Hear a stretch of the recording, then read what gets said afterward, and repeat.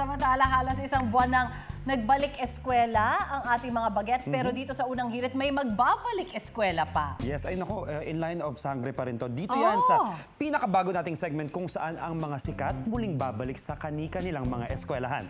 Ito ang UH Balik Eskwela! Parang love ko na agad tong segment na to. This is gonna be educational, tsaka mas may pag-reminisce yung mga artista natin sa pagbalik nila sa eskwela. Kung saan sila nanggaling. Right. Hindi sila bilang estudyante this time dahil ang assignment nila magbigay ng saya at sorpresa. Shaira, ipakilala mo na ang magbabalik eskwela. Sino nga ba siya? Yung ganyan yan, no?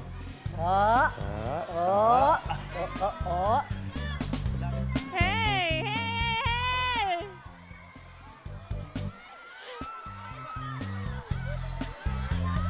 Hi guys! Good morning! Nako!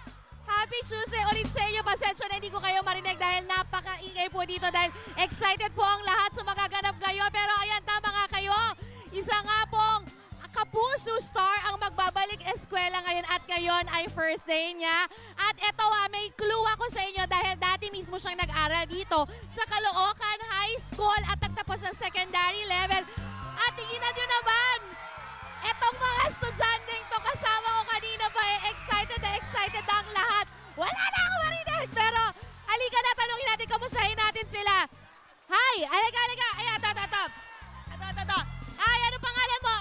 Chloe Anica Di Parameda. Ilang taon ka na at saka anong grade level mo na? Po, Ilang taon ka na? 12 years old, grade 7. Anong pakiramdam ng nung malaman mo na may nag-aral palang artista dito sa school nyo? Masaya po.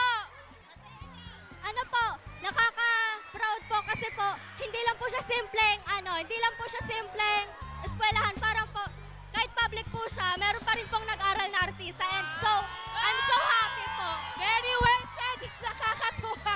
Pero ayan guys, kita nyo naman, di ko na patatagalin pa. Ipakilala na natin siya. Let's go! Sino ba yan?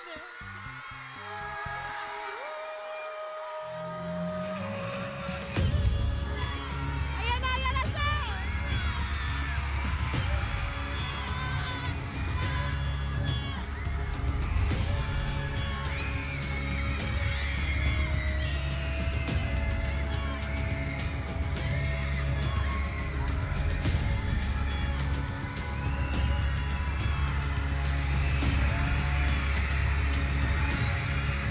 Ayan na siya!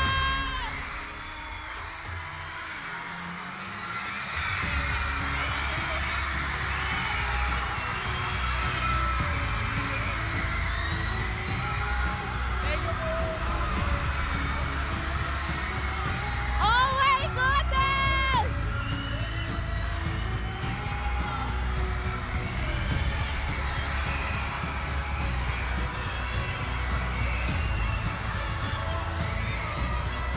Magandang umaga sa inyo lahat!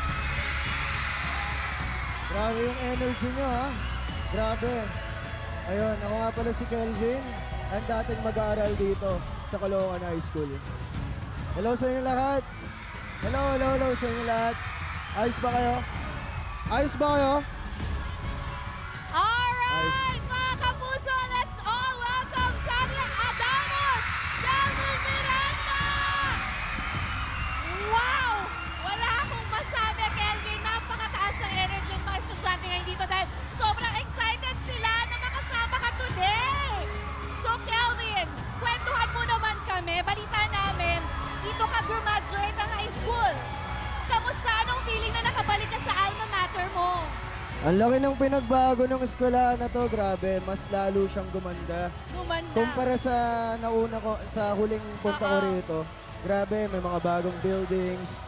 And syempre, yung mga uniforms nila, iba na, hindi ganyan yung uniform namin dati. Pero eto, tanong ko lang, anong grade ka nung nandito ka? Anong year ka rin nagtapos? Year, 2015, 2016, graduate na ako Okay, dito. so inabutan mo yung K-12. First batch. Oh, I see. Ang galing. O, kamusta naman? Ano naman yung mga na-miss mo dito sa school mo or yung favorite core memory mo sa high school? Ito mismo, yung quadrangle, saka yung shed na yan, ayan. Kasi minsan dyan kami kumakain. Oh. Ayan, kasi nandito yung Naalala canteen mo ba before. yung... Oh, Yes, okay. So oo. ngayon, eto na siya. Nandito Yes, na. oo. Tsaka nakita ko ang daming food stalls, no? Nako. Ang daming selection of, ano. Dito mo lang makikita yung 20 pesos dati, busog ka na eh. Oo. Ay, anong favorite mo? Show my rice. So, may rice ang favorite ni Kelvin. 20 pesos lang. Oo, busog ka I na. love it. Natatandaan mo pa kung saan yung classroom mo dito? Nung first year ako dito ako sa, sa area ng DOST dito. Oh. Second year, dito. Dito ako sa second floor. Okay. Third year ako dito, sa baba. And then fourth year. Ang galing ng memory Dito, mo, dito ha? kami. Galing. Yes. Madalas ka ba dito sa gym nyo? Oo naman. Nagpa-basketball ka Oo, for sure, yes, no? oo. I love it. Pero alam mo, Kelvin, hindi lang kasi ikaw ang gusto mag-hello sa kanilang lahat. May gusto rin mag-hello sa'yo. Isa siya sa mga naging teacher mo dito. I-welcome na natin si Ma'am Caranto! Ay, nang tapag oh. Ayan si Ma'am Caranto! Wow, napakagalang naman ni Kelvin. Nag-bless pa talaga siya, Ma'am. Bati ka po muna sa mga viewers natin at syempre sa audience natin. Dami niyong fans! Good morning po sa lahat. Tungkol sa'yo. Si Kelvin kasi, isang estudyante na active. Lahat siya active sa klase, active siya sa mga activities sa loob ng paaralan. Naku, parang hindi yun yung pagkakaalala ko, mama. Andito yung bantay eh. Dito, Oo. meron din sila may Tama mga ba yun? teachers din. Hindi. Pero kamusta naman po bilang estudyante si Kelvin? Pasaway ba? Mabait talaga? Ay, hindi naman. Ano naman siya, typical na estudyante. Gumagawa naman sa klase, masipag. Ay, masipag. Gwapo na Oo. masipag pa. Dapat yung tularan to. Pero ma'am, ito po. Ano po pinakatumatak na memory nyo with Kelvin po? Siya yung uri ng estudyante na hindi makakalimutan na lumingon sa pinanggalingan. Kahit saan ako makita niya, niyayakap niya ako. Bumababa pa ng motor yan, nagugulat na lang ako sa gitna ng kalye. Nakakatuwa naman. Pero anong grade nyo po ba naging estudyante si Kelvin? Second year. Grade 8, second Grade eight. year, grade 8.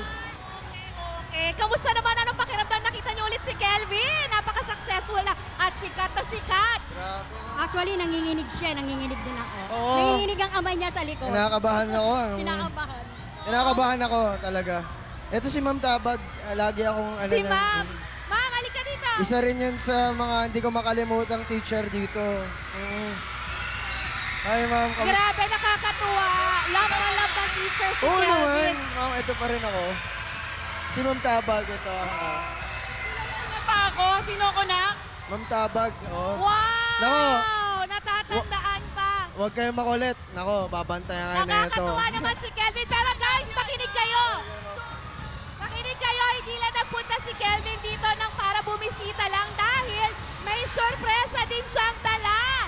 At ito nga ang brilliant tanong. So ang gagawin lang natin mga kapuso, maghahanap tayo ng mga estudyante at kung sino man ang matutukan ng camera, siya po, dapat nasagot niya po yung tanong namin para magkaroon ng 1,000 pesos! Dagdag pambaon po yan at syempre may snacks din po at may GC! Kelvin, sorry ma'am! Ihiramin ko lang po muna si Kelvin. Ayan na, maghanap na tayo ng estudyante. Kung sino man maanuhan ng camera. Guys!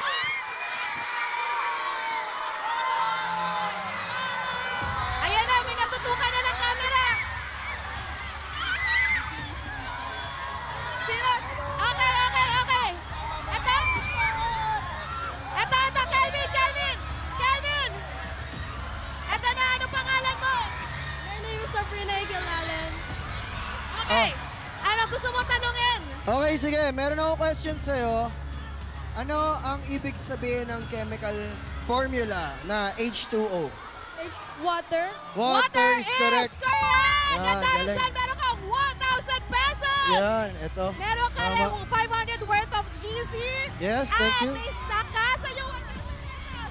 Okay, mamaya bibigay ko sa'yo, pero may pandagdag kang pambaon. Yes. Kamusta? Anong feeling nakita mo si Kelvin? I'm very excited na starstruck ako sa kapag-guyan niya. Thank you. Thank you so much. Ano yan, guys? Hindi lang yan ang sorpresa ni Kelvin dahil singer ka din pala, Ano? Kelvin. Parang Nakakantahan po tayo ni Kelvin ngayon. Let's go! kapuso, abangan nyo kung sino ang next kapuso star na bibisita sa inyong school at kung saan. Tumutok lang kayo palagi dito sa inyong pambansang morning show. Kung saan laging una ka! Unang hirit! Wait! Wait lang! Huwag mo muna i-close. Mag-subscribe ka na muna sa GMA Public Affairs YouTube channel para lagi kang una sa mga latest kwento at balita. I-follow mo na rin ang official social media pages ng Unang Hirit. Thank you. O sige na,